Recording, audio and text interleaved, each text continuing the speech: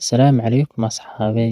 Muuqaalkeena maanta wuxuu ku saabsanaan doonaa gabadh yar oo madow oo ka dhalatay qoys caddaan ah. Inta kale carruurta dhammaantood way wada caddaayeen. Hooyadeed sidoo kale waxay ahayd caddaan, aabaheedna sidoo kale wuxuu ahaa caddaan. Laakiin iyada ayaa noqotay gabadh yar oo madow oo mucjiso ah oo guriga kula nool carruurta yaryar ee cadcad.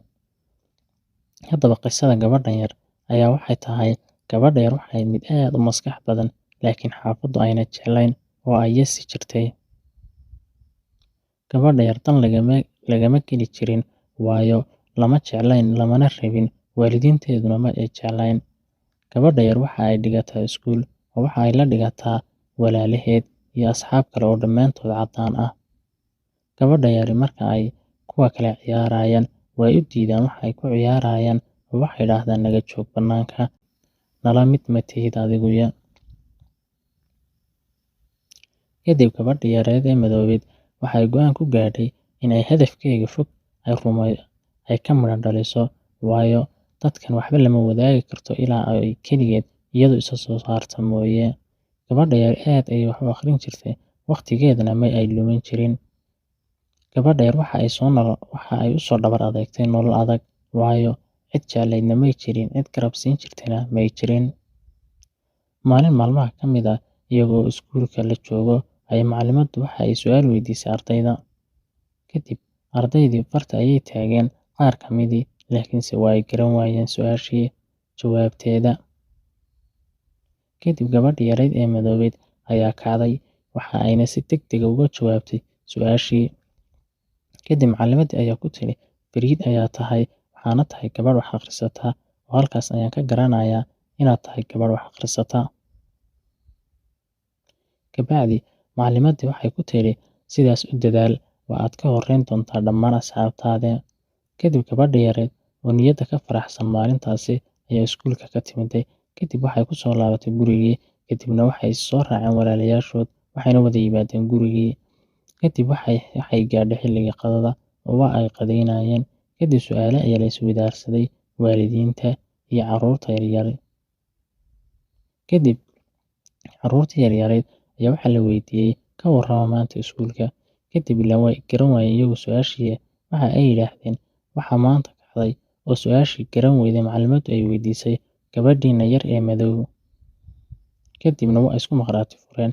Kadibna gabadhii yar ee madoobeed ayaa ku tidhi, anigu waan gartay, laakiin iyagu waa ay garan waayeen.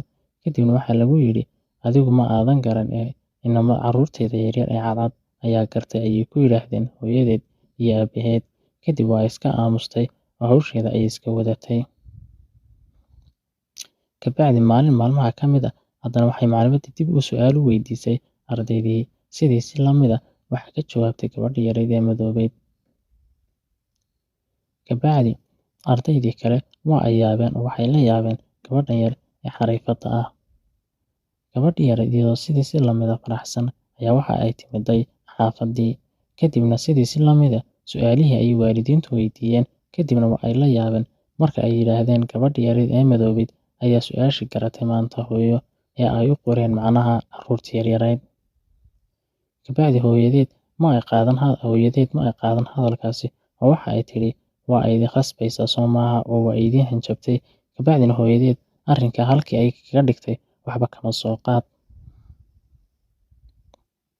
Kabacdi gabadhii yareed waxa ay dadaal dheer gashay oo ay muddo la rafanaysay yasitaankii iyo midab-takoorkii lagu hayay. Waxa ayna ahayd gabadh yar oo aad u dadaali jirtay oo ma ay niyad jabi jirin.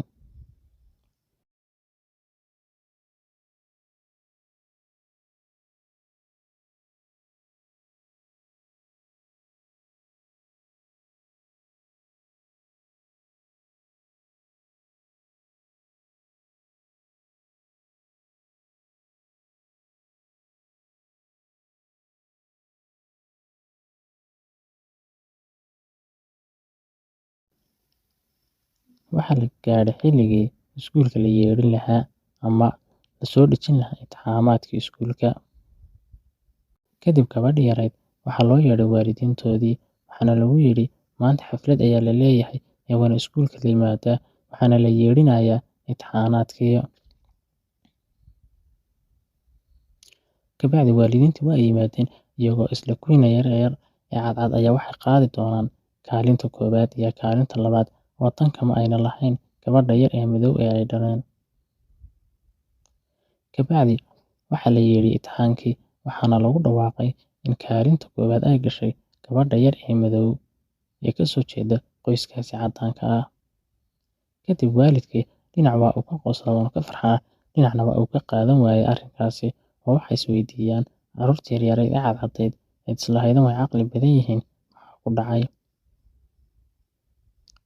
Kadib macallimadii ayaa waxa ay tidhi, gabadha yar waxaan wejigeeda ka dareemaa in aan la farxad gelin oo ay qoyskeedu ayna farxad gelin oo la yaso. Laakiin haddii aad garan lahaydeen guusha ay idiin soo waddo iyo waxa idiin soo hoyn karto, ma aydan yasteen. Kadib waxay aad u canaanatay macallimadii qoyskii ay ka dhalatay gabadha yari. Gabadhii yarayd oo maalinta aad u faraxsan ayaa waxaa la siiyey hadiyado aad u fara badan oo ay ka mid yihiin hadiyadda kaalinta koowaad ee akhlaaqda, tan sharafta, iyo tan dulqaadka iyo tan adkaysigaba. Kabacdi gabadhii yarayd oo aad u faraxsan ayaa waalidiinteeda waxay ku tiri, hooyo aniga waad i yastaan, waana idin hoosiisaan, laakiin anigu idima yaso, hoosna idima dhigo, idinkoo carruurtiina iga doortay ayaan haddana idinla dadaalaa. Kadib waalidkii halkii ayay go'aan waxay ku gaadheen inay gabadha yar gacanta qabtaan, heer sarena gaadhsiiyaan, halka kuwa yaryar ee kaleeto ayna dan ka lahayn wixii intaa ka dambeeyay. Kadib macallimadda ayaa waxay kula talisay in ay carruurtu wada sinaadaan oo ay ahaadaan kuwo wada faraxsan si loo wada guuleysto, haddii kale nafsiga ayaa wuxuu soo gaadhi doonaa waalidiinta.